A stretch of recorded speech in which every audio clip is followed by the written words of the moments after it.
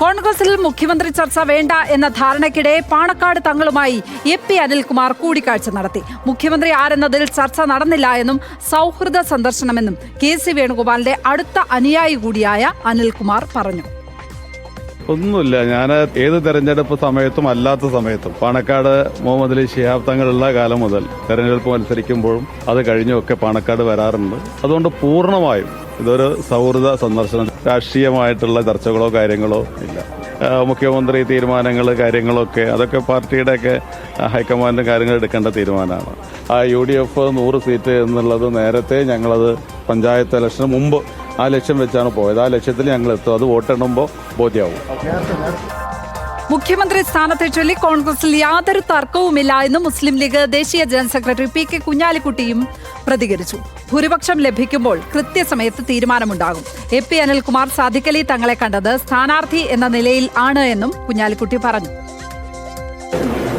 പ്രത്യേകിച്ചൊന്നുമില്ല. അദ്ദേഹം ഇലക്ഷൻ കഴിഞ്ഞ ശേഷം സ്ഥാനാർത്ഥി എന്നുള്ളവർക്ക് അദ്ദേഹം ഇലക്ഷൻ കഴിഞ്ഞ് സാധാരണ വരുന്നതാണ്. അങ്ങനെ വന്നതാണ്. വേറെ കാര്യമൊന്നുമില്ല. ഇലക്ഷൻ വോട്ട് പെട്ടിയിലല്ലേ, അതിന്റെ ഘട്ടമാണ്. ഇപ്പോൾ അങ്ങനെ ഒരു കാര്യം നടന്നിട്ടില്ല. അങ്ങനെ അഭ്യൂഹങ്ങൾ നിങ്ങൾ വെറുതെ ഉണ്ടാക്കുകയേ വേണ്ട. അങ്ങനത്തെ ഒരു ചർച്ചയില്ല. നിങ്ങൾ വെറുതെ കഥ ഉണ്ടാക്കുകയാണ്. ഒരു കാര്യമില്ലാതെ കഥ ഉണ്ടാക്കുകയാണ്. അങ്ങനെ ഒരു കാര്യമേ ഇല്ല. ഇല്ല, നിങ്ങളെ കാര്യമില്ല. നിങ്ങൾ വെറുതെ ഒരു വേസ്റ്റ്. ഇലക്ഷൻ ജയിച്ചാൽ ഉത്തരവാദിത്തപ്പെട്ട ഒരു മുന്നണിയല്ലേ. അത് ആ സമയത്ത് ഞങ്ങൾ നോക്കൂലേ. ഞങ്ങളെന്താ കുട്ടികളെയാണോ ഇങ്ങനെ ഡെയിലി നിങ്ങൾ ചോദിക്കുമ്പോൾ ഇതിന്റെ കഥ. അഷ്കർ അലി കരിമ്പ ചേരുന്നു വിവരങ്ങളുമായി. അഷ്കർ, ആ കൂടിക്കാഴ്ചയ്ക്ക് ഒരു ഗൂഢലക്ഷ്യവുമില്ല, ഗൂഢോദ്ദേശവുമില്ല എന്നാണ് പി.കെ. കുഞ്ഞാലിക്കുട്ടിയും എ.പി. അനിൽകുമാറും ആവർത്തിച്ചു പറയുന്നത്. അത് അങ്ങനെ തന്നെയാണോ?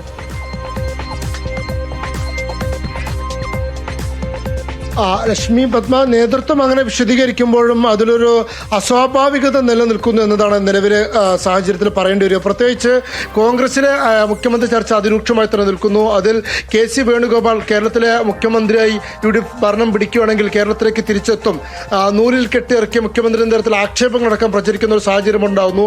അങ്ങനെ ഒരു ഘട്ടത്തിലാണ് UDF തന്നെ ഏറ്റവും പ്രബല കക്ഷിയായിട്ടുള്ള, അതല്ലെങ്കിൽ UDF ആര് മുഖ്യമന്ത്രി ആകണമെന്നതിൽ ഏറ്റവും നിർണായകമായി അഭിപ്രായം പറയാൻ സ്വാതന്ത്ര്യവും അധികാരവുമുള്ള മുസ്ലിം ലീഗിന്റെ അടുക്കിലേക്ക് കെ.സി. വേണുഗോപാലിനെ തന്നെ ഏറ്റവും വലിയ അടുപ്പക്കാരനായ, അല്ലെങ്കിൽ കെ.സിക്ക് വേണ്ടി കഴിഞ്ഞ തെരഞ്ഞെടുപ്പിലടക്കം ഏറ്റവും കൂടുതൽ ചുക്കാൻ പിടിച്ച നേതാക്കൾ ഒരാളായ എ.പി. അനിൽകുമാർ തന്നെ പാണക്കാട് എത്തുന്നത്. ആദ്യം പാണക്കാട് സാദിഖ് അലി ശിഹാബ് തങ്ങളെ നേരിൽ കാണുമെന്നായിരുന്നു മാധ്യമങ്ങൾക്ക് ലഭിച്ച വിവരം. തൊട്ട് പിന്നാലെ തന്നെ പി.കെ. കുഞ്ഞാലിക്കുട്ടി, മുസ്ലിം ലീഗിന്റെ ദേശീയ ജനറൽ സെക്രട്ടറിയും UDF-മായി ബന്ധപ്പെട്ട വിഷയങ്ങളിൽ മുസ്ലിം ലീഗ് നേതൃത്വം ചർച്ച നടത്തുമ്പോൾ പ്രതിനിധീകരിക്കാറുള്ള രണ്ടുപേർ, പി.കെ. കുഞ്ഞാലിക്കുട്ടിയും സാദിഖ് അലി തങ്ങളെയും ഒരുമിച്ച് എ.പി. അനിൽകുമാർ കൂടിക്കാഴ്ച നടത്തുന്നു എന്നതാണ്.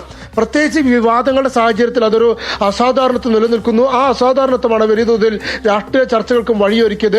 ഇരു നേതാക്കളും തികച്ചും സൗഹൃദ സന്ദർശനമാണ്, അല്ലെങ്കിൽ സ്ഥാനാർത്ഥി എന്ന നിലയിൽ പരസ്പരം കണ്ടതാണെന്ന് ആവർത്തിച്ച് പറയുമ്പോഴും രാഷ്ട്രീയ വിശകലനങ്ങളിലേക്കും നിരീക്ഷണങ്ങളിലേക്കും പോകുന്നതും അത്തരമൊരു സാധ്യത നിൽക്കുന്നത് കൊണ്ടാണ് കെ.സി. വേണുഗോപാലിനെ കളമൊരുക്കാൻ വേണ്ടിയാണോ എ.പി. അനിൽകുമാർ ഇന്ന് പാണക്കാട്ടേക്ക് എത്തിയത് എന്നുള്ളത് ഒരു നിർണായക രാഷ്ട്രീയ ചോദ്യമായി മാറുന്നതും അതുകൊണ്ടാണ്. പൂർണ്ണമായും നേതാക്കൾ ഈ ഘട്ടത്തിൽ അത് നിഷേധിക്കുന്നുണ്ടെങ്കിൽ പോലും അതിന്റെ സാധ്യത ഈ സാഹചര്യത്തിൽ തള്ളിക്കളയാൻ കഴിയില്ല എന്നതാണ് നിലവിലെ റിപ്പോർട്ടുകൾ.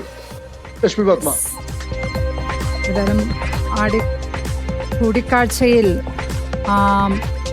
അങ്ങനെ ചിലത് കൂടി അനുമാനിക്കേണ്ടി വരും എന്നുള്ളതാണ്. അഷ്കർ അലി കരിമ്പ തുടരുകയാണ്. അഷ്കർ, ലീഗിന്റെ ഭാഗത്ത് ഈ തെരഞ്ഞെടുപ്പിന് ശേഷം ഏതൊക്കെ തരം ചർച്ചകൾ നടന്നിട്ടുണ്ട് എന്നതാണ് മനസ്സിലാക്കുന്നത്. അവരുടെ സീറ്റുകളുമായി ബന്ധപ്പെട്ടൊക്കെയുള്ള കൂട്ടിക്കിഴിക്കലുകൾ ലീഗ് നടത്തി കഴിഞ്ഞോ?